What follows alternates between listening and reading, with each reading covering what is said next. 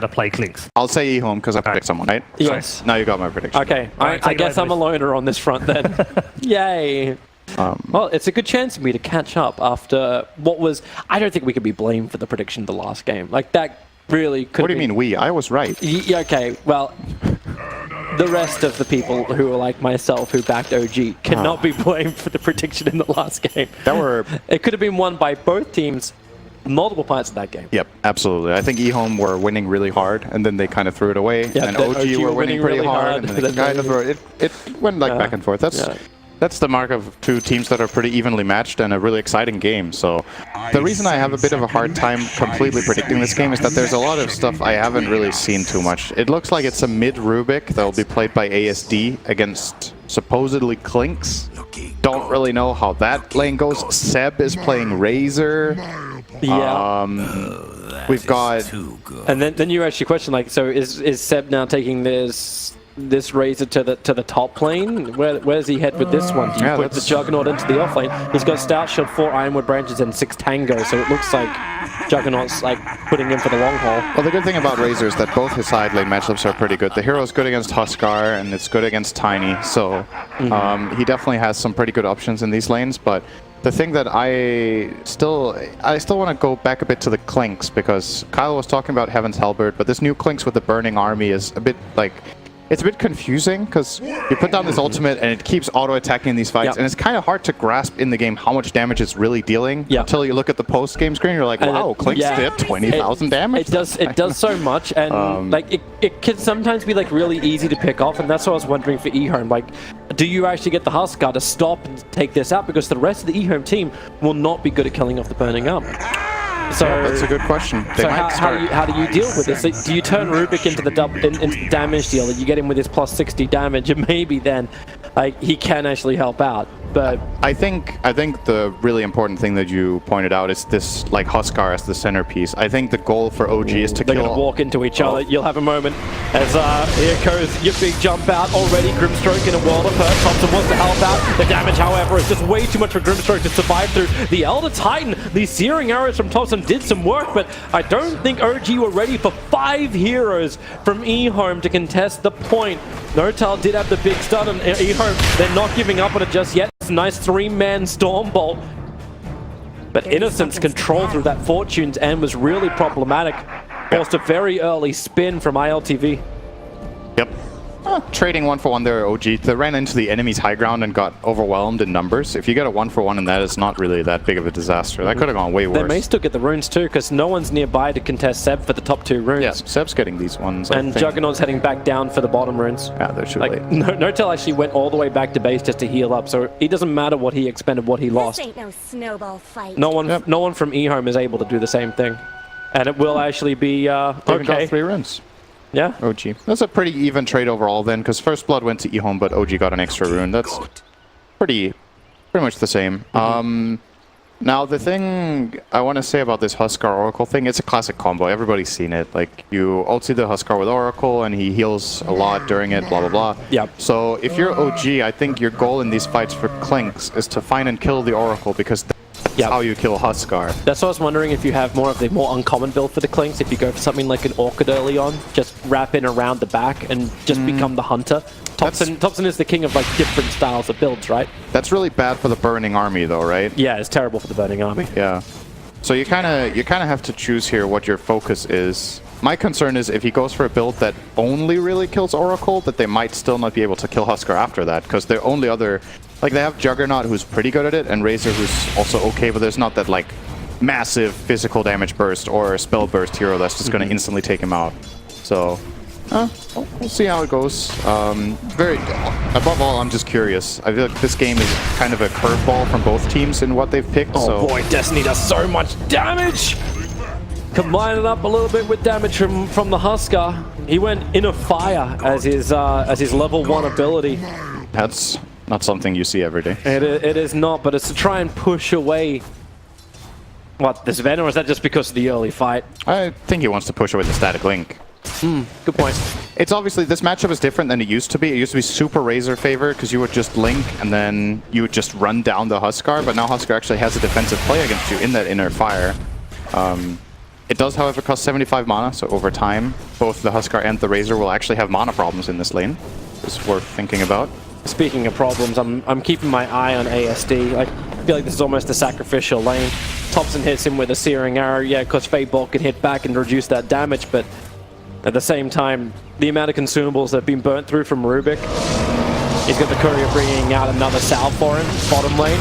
Issues right now for Innocence, cannot get away from the spin of ILTV, but that's why you've got the Avalanche, 3 heavy stuns. They will be able to survive. Jirax was there in support. This mid lane just feels really good for Thompson if he can just keep the harassment up. And again, I wonder what Ehome saw in this Rubik pick. Like, it was their 5th pick of the draft. They saw every OG hero except the Clinks. There's no, like, very clear, amazing spell steal here. Like, Juggernaut is pretty good against. He has good spells. He has both Blade Fury and Healing Ward, so I totally see that. Are you planning to steal Soulbind? Are you planning to steal, like, Sven's spells are also, I guess, pretty good? Yeah. Getting Warcry is actually going to be super good this game against the Clinks Burning Army, but at the time they don't know there's a Clinks coming. Maybe it's just a comfort pick. The reason I'm thinking about it is that they had the Tiny, which ASD did excellently on last game. They already had that in their with the strafe of Thompson, is that enough damage? No, it's not. 37 HP, but he just burnt the salve wall on bottom lane. Innocence able to get the kill onto Jirax, getting a little aggressive, trying to contest any kind of pull.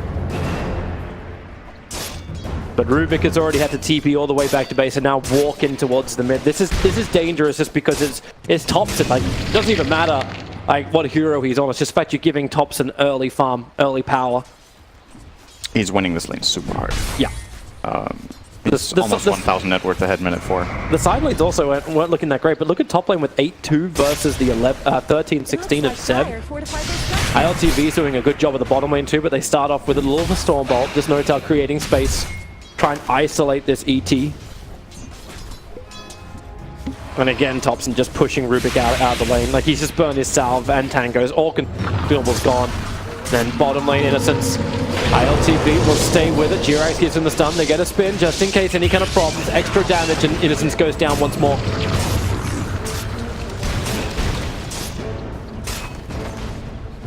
And these lanes for OG this time around are going much better than the last game. Last game they were more outpicked, I would say, in the laning stage, and they've solved that pretty well in this game, especially in mid lane, obviously.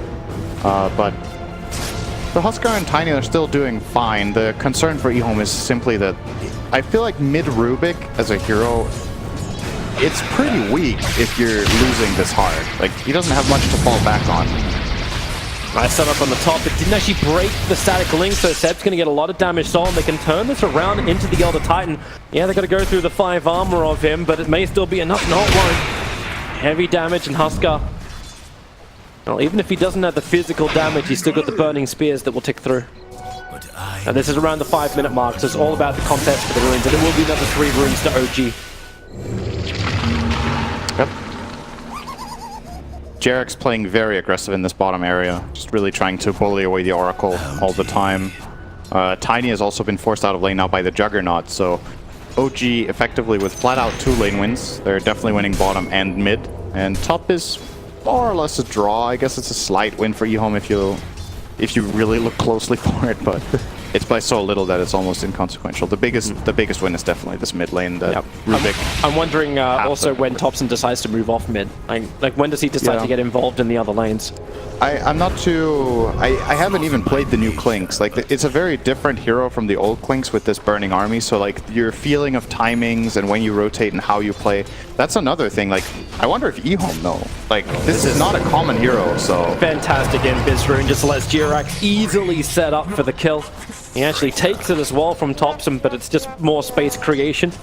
While top lane, Ego, static link is out. The Stormbolt's already done the work. The pushback once again not severing the static link. So Ego, the physical damage from Seb. One more attack is not enough. He actually verifies up, has the life, but not enough. Then actually Seb continues to chase, but a 4th time for ASD to get his own rotation in. So it ends up being a 1 core for 1 core trade on top. What was that attack range from Seb? I don't know. That looked like 800 range from that Razor Whip. Wow. Okay. Well, trade-off, like you said. They do TP Rubik top, however, so he can't really come back to mid now. Who is going to go mid? Who will you put here? That might have been a big part of the reason OG picked this Klink's hero. They obviously, Thompson has been playing this hero a lot, and Thompson knows the matchups pretty well, so he probably feels like all matchups are good here. TP's coming back from ET, who wants to move towards the mid lane to get involved in the fight, but while the Sarge is on Husker, finally will break free. Seb, 112 damage stolen. He's chasing Ego into the camp. Where's that attack range? To the Plaza field. He's got the vision and the kill. ASD's thinking about rotating back over, but it's currently Destiny who's chasing down Jirex. One more punch will do it. Jirex just doesn't have the movement speed, so they use the Spirit instead. Seb, the damage bonus is going to wear off. He begins the stomp from ET, and this will allow Oracle as well as ASD to move over. What he ends up stealing is the plasma field damage. Both go out from either side, and then they use Innocent's burst damage to find the kill. This still feels like such a heavy commitment from Ehome in order to gain any of these kills in the lane. Yeah, they need to bring more heroes, simply. And then back off the bottom lane. The spring came out, Tiny started with the avalanche. He'll end up tossing back to Juggernaut, who had the Omnislash. He was looking for the kill. Now it's been from ASD. I don't think he's got a choice. He has to go into the Omnislash, but he just can't get it off in time. Nice turnaround here from Ehome. ILTV was expecting to be able to get off the Omnislash, but quick toss and then the TP. Great communication there to bring Rubik down and get this counter kill. Definitely weren't expecting that OG. We're going to get an Invis rune onto Husker. City wants to deal with it. Thompson's looking for the rune, and they'll notice it's been taken. I mean, you can see the movement come into the mid lane as Husker leaves, though. So both ET and Oracle looking to protect ASD's mid. Oh, Thompson. Oh, they missed. They missed the stomp. Oh boy. Oh boy.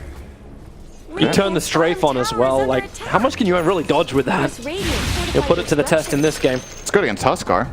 That's probably a big part of the reason he loves this hero against the Huskar. He can dodge the life break. He can dodge all of Huskar's attacks. The only thing he can't dodge is the inner fire. But yeah, I was thinking, like, when you look at Klinks in this game, who really wants to lane against him? Rubik doesn't like this lane. Tiny definitely doesn't like this lane, and Huskar also doesn't, so... Seb's in a little bit of trouble. Support's coming in from Jirex. I don't know how much he can really help out. He silences over on the Oracle. And Seb, at least stealing the damage, makes it difficult for ET to pump him down. That's now 4 heroes from Ehome on the top lane. Juggernaut is soloing up the bottom.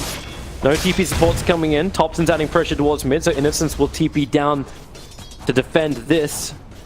And look at the gold. This is pretty interesting, right? We were talking about how much Klinks is winning. Oh, Notel's actually. Yeah, he just walked up to the Radiant Observer Ward. He is surrounded by 4 heroes, and this is Notel dead. We were talking about how much Klinks is winning mid by, but when you compare it, the support is actually winning by a lot. Notel has 500 net worth. He's 1,000 gold behind the Oracle. That's the same amount of gold that Klinks is ahead of the Rubik. So at this point, the gold is actually evening out, and straight on me slash, and he'll have to go into Spin if he wants the extra damage. Innocent's actually helping tank it up, so Spin actually on cooldown, he could not use it. And ILTV, he just gave away Omnislash. Let it go, he'll find the kill quite simply. Omnislash through, the Spin does not protect. And Juggernaut, for all that farm, helping the Rubik get back into this game. Jirex may be in a lot of hurt, in fact he is. Burning Spears from Ego find the kill, and now, well, let the hemorrhage begin. Yeah, Ehome are finding a lot of picks right now. The Sven first, now this Juggernaut tries to go for the rotation. And Thompson comes underneath the sentry ward. He'll pop off the Burning Army, but now there's so much of it. Faithion wants to run through it. They pop off the War Cry, and Thompson can tank through a lot, including the tree, down to 27 HP. This Burning Army is still attacking into Innocence, making Notel think about moving forward. So ASD stole the Burning Army. I think he was hoping to steal Strafe, and then he would have been totally fine there. Obviously counters everything Klinks does too. It's kind of a weird matchup, this one. I've never seen it played before. Burning versus Burning, but Burning Army from a Rubik is just nothing. Yeah, well, I guess he gets a damage talent. Yeah. You know? But... So, Ehome are actually equalizing this game now, and I think the main problem for OG right now has been the 2 last Jugger deaths. His death bottom when he tried to go for the tiny kill, and now his death mid when he tried to go for the... Who was it he tried to kill again? Was it the Elder Titan, I think? When he got saved by Oracle? I believe so. I'll say yes. These 2 moments were pretty important to Ehome's position in this game. Oh, good reaction. He got the spin. Spin will again be stolen. By the way, I just looked at the tool tap because I was a little bit distracted. It's the base damage, and it's just that. So I don't think he even gets the... Oh, he doesn't even get the talent bonus for that? It won't be from the talent bonus. It's the base damage plus searing arrows. Yeah, okay, you're right. Yeah, so then it doesn't even matter Rubik has damage now. Correct. I don't think he's going to be aiming to steal it anyway. It's not particularly useful compared to some other steals.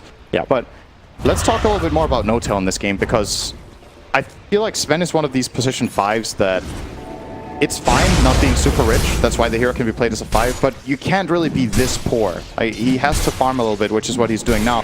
Because you need to at least have boots and some sort of item, like a bracer or two, you know, so you can actually frontline and do something for your team.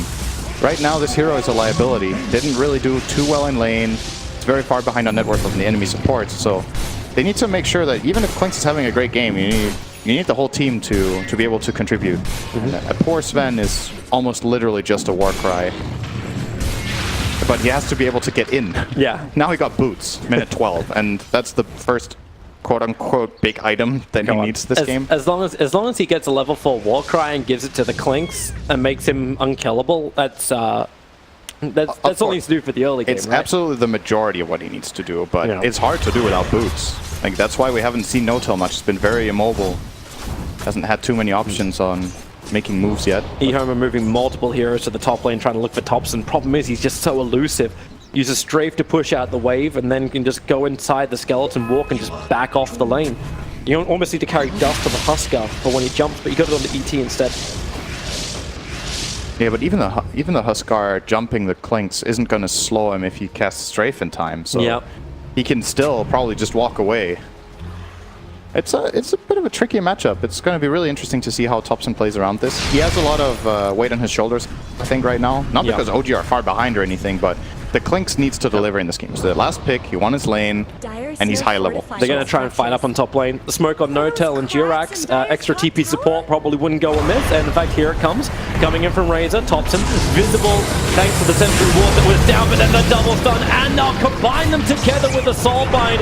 Innocence, there's just nothing more he can do. Faith Beyond comes in with the Avalanche trying to create space. But thanks to the Warcry, they have the life to dive underneath the tier 1 tower. ASD is going to arrive. He's got spin available. He's going after Seth, who will try and tank through this. The Hood of Defiance gives him some really good regeneration, not to mention the healing wand that's up, and Ehome just can't find anything. Thompson, the Searing Arrow is not enough to kill off Destiny, but they just toss him back underneath the tier 2 tower. Ehome are in full retreat. Save your man with a 3-man stop. It could work. Jirax into the tree lines. He gets the into hit, but then gets painted back himself by ASD.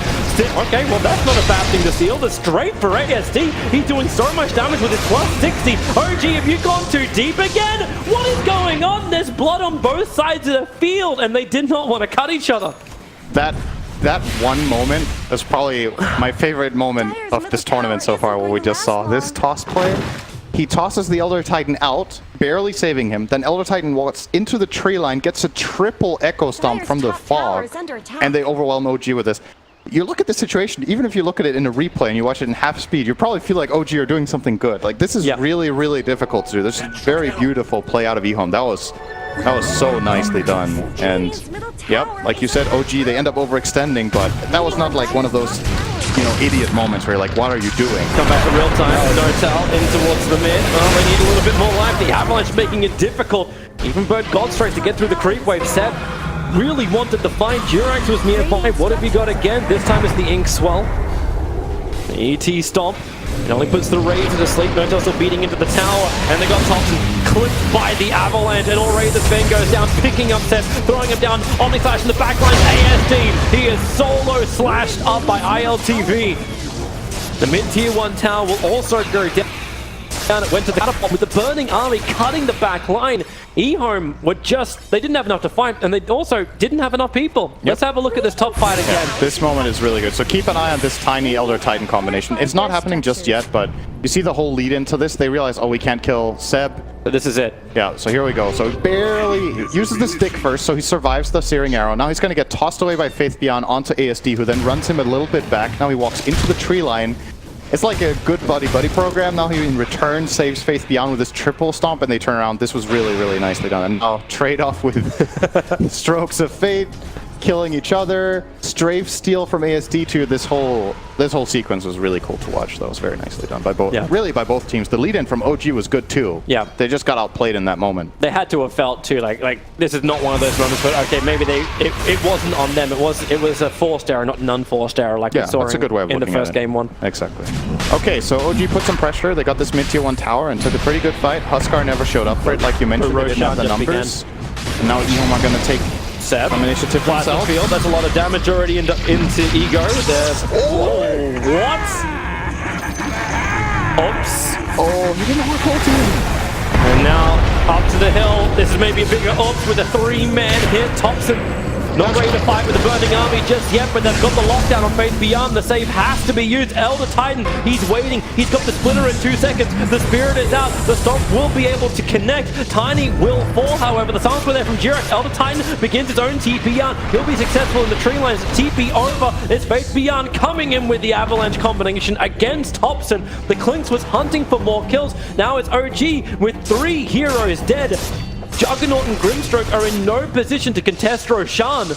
And that's such a long death time for OG's Clinks. I'm wondering if this is just a simple, easy Roshan now for Ehome. I love that you were just talking about unforced error and forced error, and now moments after OG just run into the enemy high ground 5-on-4 and kind of forced the issue. No vision. They forced the issue. That fight looked like it was going to be okay, but the buyback from Tiny, you have to remember, you're fighting in the enemy shrine. They have the connection point and you don't. They buy back the Tiny, come in and kind of force themselves into this awkward position, and I thought maybe this would indeed lead to a Roshan, but Ehome didn't take it. Ehome feel like they don't have enough time to get into the pit and grab it for Huskar this time. Faith Beyond's going to go on bottom lane, chasing after Jirax. Just when you look for the secondary hit, there's a level 1 toss that he never got off thanks to the silence.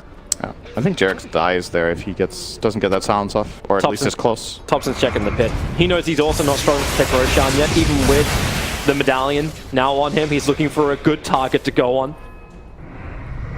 He has to be so wary of where Tiny is. I think the reason he's confident in running up here is that Tiny showed bottom. If he gets caught on a sentry by Tiny, he's almost instantly dead. Obviously, Clinks nowadays doesn't have all that extra health from Death Pact.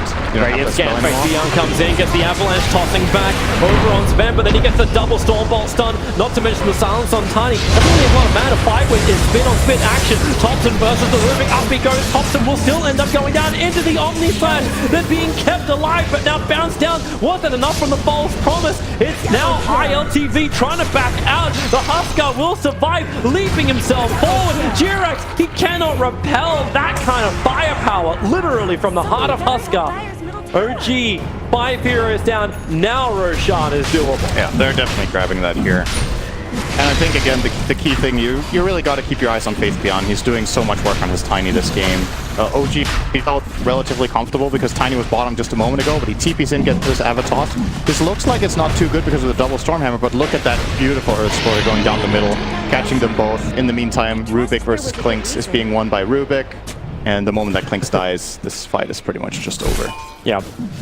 That moment when you actually, like, you've seen the Clinks versus Rubik matchup, it's like, okay, well, this is going really well for Clinks, and Rubik is still strong enough. Well, now he's overtaken Clinks in net worth. Thompson has really fallen off. He was in a great position, but I feel like Clinks... I don't know the hero well enough to truly judge this, but it feels like a super snowball hero. Like, in the past, you would get Death Pact and you would be strong yourself and you'd be a hard kill. If you get caught out of position with this guy in a fight, you die so fast. He has 1200 health. No magic resistance to speak of, so this Tiny can almost one-shot him. He just needs a little bit of help. They just need to get the Burning Army off in the middle of the fight, and then the Burning Army almost does most of the work. But I look to the other hero who is actually #1 in net worth, the one who's carrying the double damage rune on bottom, the Juggernaut who went for the early Battle Fury. So he's the one that's going to escalate really quickly, and I beg the question, can Ehome actually finish this game if it gets dragged out longer? That's true. They don't have the best late game in their lineup. And there's physical damage answers to the Huskar, so they can't just force the high ground. The Rubik has been something in this game, but can he be enough? Especially if he's going up against a Razor Juggernaut as well as Clinks. ILTP, spin, he does not have TP. It's on cooldown for another 15 seconds, so 4 heroes looking for him in the tree lines, and he will be dropped. He has to be really careful with these moves. The Jugger deaths are the biggest ones on the map right now. He's top net worth. Yeah. And beforehand, we said how much Thompson had to carry this game with the Clinks for at the start. He had. That didn't work out. So now it's time for plan B. which is the true carry of the game in the Juggernaut. But these deaths slow him down a lot. He's the fastest farmer on the map, so... They look towards the mid. Jump up. Sven being picked up and thrown around. He doesn't have the Stormbolt yet because of the silence that was stolen. Could not get it off. That's a pretty good spell steal. Phantom's Embrace is nice. Although Clinks can dodge it with Strafe, I believe. You would hope, yeah. It's just a useful spell all around. It's just a great spell. So, not a bad one to grab here for ASD. They're trying to find Jerax. Okay, how far do you want to go? Oh, he wants a different spell. It's to get the vision, then go Phantom's Embrace. No, he swapped it out, right? He had that. He's got Stroke. He got a Stroke, yeah. And my icon updated, but the tooltip did not. that means he can automatically clear creep waves by using both his nukes right now. So well, this is the moment. The Aegis Immortal on a Huskar, exactly what Ehome needed to try and force the high ground. There was many conversations about, hey, what if you can drag the game out? But this is exactly what Ehome needs. No fortification available for the Dire side. So Ego just stands the high ground. He takes a tier 3, but look at this wraparound. Thompson, he does not have the burning army. Nortel, he's going to get a Stormbolt, but only on the Rubik. And how quick did his Faith Beyond is blink over? Get the Avalanche toss combination. Thompson couldn't even get damage. He got stopped in the back lines. They know where he is. They're starting up the split up. And Thompson's going to just shatter from this. In fact, he doesn't even live long enough for it. And Seb with the soul of 38. Wow, damage. He's going to do almost absolutely nothing. But OG trying to push forward. At least Seb, as far away as Ehome, he can get them from the base. He will do it. They're tossing, they're chasing, and they will be able to find this kill. Aegis is still intact for the Huskar for a little bit longer. And that mid-Rax, they're coming back for it. Yep, they forced a lot there. That's Thompson's buyback. They only had to expend their own Oracle buyback, and I think Huskar still has the Aegis, right? I don't think they're going to defend the Rax. Thompson's already moving down towards bottom lane to push it out. Yeah. If he's not there, there is no defense. He's using the illusion rune to grab the creep wave. So as long as there's no radiant creep there, you'll be fine. But with the jump in onto Jerax from Faith Beyond, they keep that one melee creep up. Jerax's a bit too busy spamming Grievous Laughter, and then he gets jumped and killed by Tiny. How long until this backdoor? Well, I don't think it's going to happen in time. It does not. That one melee creep that stayed alive was enough. Now the backdoor will kick in, but only for the range racks. How long do they have left in the Aegis? They have a minute, so I don't think they're going to be able to use this for attempting a second lane. Maybe they'll get the top tier 2 tower. But you got what you wanted, right? Like you still claimed a lane of Rax with the first Roshan. Yeah, you're definitely happy with that. You got yourself a good lead out of this. You have the... That was, by the way, a great, very well-timed ulti from the Oracle of Innocence in that fight onto the Huskar. The Rubik with the Yule's itemization against the Omni Slash as well as the Clinks. Their items, I think Ehome are really good at buying items across these two games. Last game I talked about the E-Blade and all the Ghost Scepters. This game, this Yule's has been excellent. Looks like the Tiny is going for a Manta style. Not sure how much I like that one. We'll see. But apart from that, they've been buying, honestly, just all the right things when you look across. They have good ideas how they want to play the fights. And they've been very well set up with sentries. That's obviously Clinks' biggest problem, right? He tries to come in, but they're always ready. When they're the ones pushing, they can cover the angles with these sentry wards, and you haven't seen the Sven and the Clinks very much in this game. It just feels so funny watching the Rubik running around with the Yules and an Aghanim Scepter with phase boots. Like, there's no maneuverability in the Blink Dagger. It's just straight up, I'm just going to steal the biggest thing I possibly can. Yeah. He took the minus damage on Fate Bolt talent as well, by the way. We don't see this talent taken as much as the other one, I think. I suppose if Thompson gets hit by the Fade Bolt beforehand, that's going to affect the Burning Army? That's minus damage, so it's also not base damage, right? It's also not, yeah. If it doesn't work for plus, it shouldn't work for minus, right? I think, but you never know. It's minus 80 damage. It's really big if he gets it on the Juggernaut, for example. They're looking for the jump. ASD hangs around a little bit longer. Thompson just lets the Burning Army go. Someone got a stun with the spin. They cannot penetrate the immunity. And that's Burning Army going down for a while. Maybe a better target down towards the Oracle. Omni Slash is available, but again, the Avalanche from Faith Beyond. They need to be careful here. They don't get turned on. Faith Beyond has an Arcane Rune. His spells have really short cooldowns right now. And OG are going to back off. They are not getting what they want. They are not finding the fights they want. They really aren't. At least they outlasted the Aegis, right? So that's the one good thing for OG here. If they're able to find underneath his own Observer and Sentry. Thompson! 40 HP! The war cry from Nortel keeps him alive! They'll now get rid of the vision that OG had. It was only an observer. That's why they didn't know that Ehome saw them so clearly. And Ehome will make the most of it. Push the tier 1 and the tier 2 tower. That is some very scribbly drawings on the minimap done by Ehome. Something I feel like is a problem in this game is how Klink's Burning Army just can't focus fire. Like, he does this spread damage, but it's not killing the Huskar the same way you would with the old Klinks with just strafe death pack, right? Like, you would just lay into this one guy. They're struggling to find the key kills to open the fight. They can't really kill the Tiny, they can't really kill the Huskar. Like, even the Rubik is proving to be a problem for them to bring down when he has this Blade Fury Stoller. So. Jump in from Faith Beyond, at least there's a Soulbind double silence, but I don't know if that's going to be enough to save G-Rex. Notal comes in for the Stormbolt too. That'll be chained across the both, but at the same time, Rubik, Mr. Blink Dagger now up. He's got that maneuverability, but Juggernaut, he actually looked towards the top lane. ILTV is trying to do a counter push against Ehome's push. Yeah, he is nowhere near fast enough for this, but without Grimstroke, without that Soulbind combination of abilities, do you even have enough to stop the push coming in? Just kill him instead, right? Yeah, that'll work, but then is there a fight to be had back at base? Juggernaut's gonna buy in, and he's TPing straight towards the front lines. They want this kill. They're gonna look towards Huskar. A push back, but the Omni Slash up. Damn, he tanks through so much. It's a false promise of Pistons. He got it off once again. A quick jump forward. They'll move back out. Oracle's already down. Huskar, how much life have you got? More than enough to survive, and the stomp, it'll catch two. Thompson needs to change his target over towards the Huskar and kill him off, but again, they push him back, and AFC's in at the avalanche. How many times must this just never-ending stun continue? Even a spin from ASC, he'll jump in the middle of the fight, killing off No-Tail. You've already lost your Klinks, you don't have your damage, you've lost everybody. Buy back all you want. I don't think it's going to be enough as Faith Beyond keeps the fight going underneath their own Observer Ward. This is OG falling apart at the seams. GG? Yep. It's 2-0 in favor of Ehome. The Klinks was not the savior he could have been, but Ehome, such a great lineup. The Aegis, they push up high ground, and they never stop from that point. I feel like there's two heroes. So we've seen in both of these games, Ehome have had the